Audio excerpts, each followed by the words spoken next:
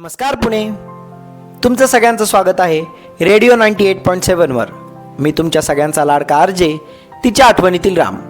आज दिवस रविवार, आठवड्याची सगळी कामे आटपून स्वतःसाठी वेळ काढण्याचा दिवस, मोकळेपणा. चला तर मग या दिवसाची सुरुवात करूया सुंदर अशा गाण्याने. गाण्याचे बोल आहेत, सांग कधी कळणार तुला भाव माझ्या मनातला. चला तर मग ऐकूया हे सुंदर असं गीत.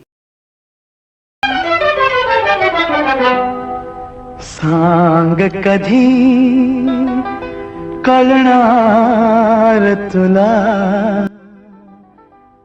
भाव माझ्या मनातला. सांग कधी कळणार तुला भाव माझ्या मनातला. रंग कधी दिसणार तुला, रंग कधी दिसणार तुला, लाजणारा फुलातला. सांग कधी कळणार तुला भाव माझ्या मनातला. सांग कधी कळणार तुला भाव माझ्या मनातला.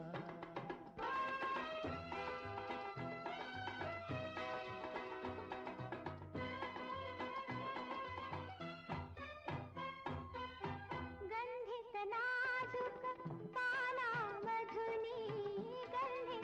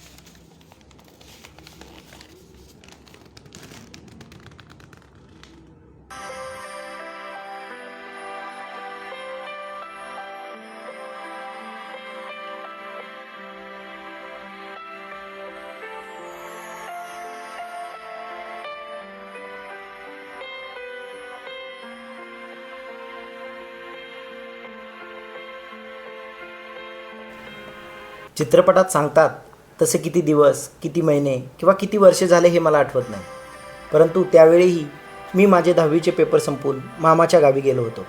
त्या दिवशी तू घातलेला मोरपंखी रंगाचा ड्रेस, कानात घातलेली सोनेरी रंगाची रिंग, केसात लावलेला मोगऱ्याचा गजरा ज्याचा सुवास अजूनही दरवळत असतो, आणि हातात घातलेल्या बांगड्या ज्यांचा आवाज आठवणींच्या माध्यमातून सतत माझ्या कानात घुमत असतो. त्या दिवशी तुझं आणि तुझ्या बहिणीचं जोरदार भांडण झालं होतं. तुझ्या बहिणीने तुझ्या केसातील गजरा काढून फेकून दिला होता. तोच गजरा अगदी माझ्या घराच्या उंबरठ्यावर पडला होता. मग काय, कुणी पाहायच्या आधी त्यातील 2-3 मोगऱ्याची फुलं मी प्रेमाची आठवण म्हणून जपून ठेवली होती. ती खिडकीत ठेवलेली मोगऱ्याची फुलं वाळल्यानंतर हवेच्या वेगासोबत कुठे उडून गेली कोणास ठाऊक. प्रेम सोडलं तर प्रेमाची आठवण म्हणून माझ्याकडे असं काहीच नाही आहे. माझी हल्ली खोली कमी आणि ग्रंथालय जास्त वाटतं. पुस्तक वाचण्याचा खूप छंद झाला आहे मला. ते म्हणतात ना, पुस्तक हा माणसाचा मित्र असतो. जर असं असेल तर पुस्तक हा माझा सगळ्यात जवळचा मित्र आहे. प्रत्येक दिवशी तुझी आठवण येते असं नाही, पण तुझ्या आठवणीत दिवस मात्र निघून जातो. तुझी आठवण सोडलं तर चहाचंही व्यसन नाही आहे मला. सगळे म्हणत असतात, चहा घेत जा रे, फ्रेश वाटतं, सकाळी सकाळी चहा घेणं चांगलं असतं, पण नेहमी त्यांना फिटनेसचं कारण देऊन टाळत असतो. आता त्यांना कुठे सांगणार की कोणीतरी म्हणालं होतं, तुझ्यासाठी मी माझ्या हाताने चहा बनवेल. मग काय, तो दिवस आणि आजचा दिवस मी दुसऱ्या कोणाच्याही हातचा चहा प्यायलो नाही. याला तू वेडेपणा म्हणू शकतेस किंवा मग हट्टेपणा. नको, तू याला वेडेपणाच म्हण. सगळ्यांची ना माझ्यावर एकच नाराजगी असते, मी खूप शांत आहे.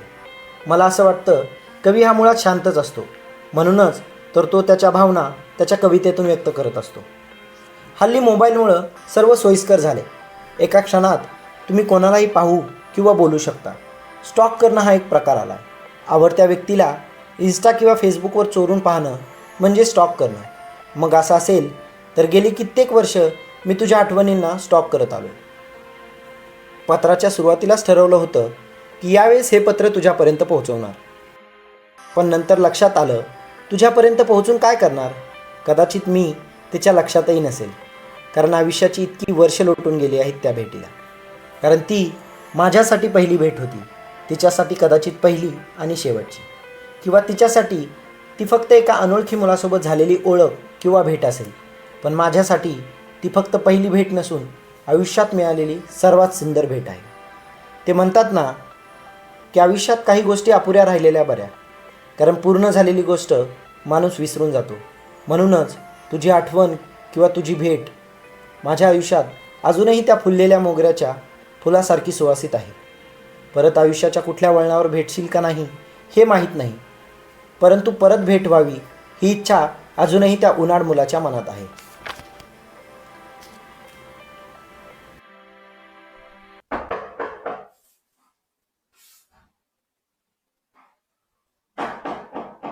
कोण आहे? ये रे ये.